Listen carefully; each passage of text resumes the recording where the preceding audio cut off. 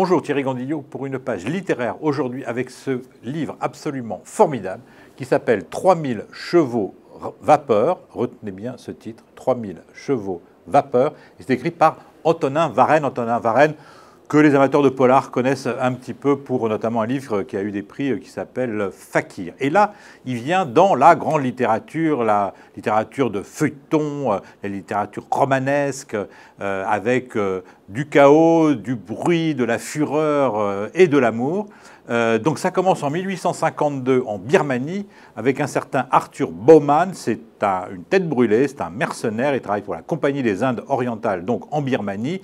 On l'envoie remonter une rivière, un peu comme dans Apocalypse Now, on l'envoie remonter une rivière pour une mission ultra secrète. Ça se termine mal. Il se retrouve dans une cage, comme dans Voyage au bout de l'enfer, torturé. Il y passe 3 ans avec 10 de ses hommes. Il est relâché au bout de 3 ans.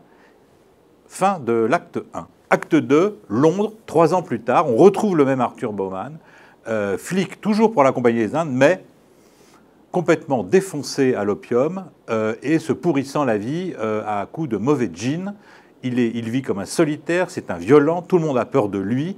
Lui vit avec l'horreur des tortures qu'il a vécues en Birmanie et il ne pense qu'à les alléger dans l'alcool et la drogue. Et puis un jour, il se trouve confronté à son passé birman. Dans un égout, il trouve un type mort et atrocement mutilé, à la façon birmane. Et donc, il se dit, il y a quelqu'un de mon équipe, puisqu'ils sont rescapés à 10, quelqu'un de mon équipe qui est en train de peut-être devenir un serial killer à Londres. Alors le problème pour Arthur Bowman, eh bien, c'est que des indices tentent à prouver, laisseraient croire que c'est lui le coupable, puisqu'il a très mauvaise réputation. Il va donc être obligé de fuir et d'essayer de retrouver parmi les 10 camarades de captivité celui qui pourrait être l'auteur de ce crime atroce. Alors, je vous passe les détails, on remonte des pistes, etc. Et finalement, il n'en reste plus qu'un.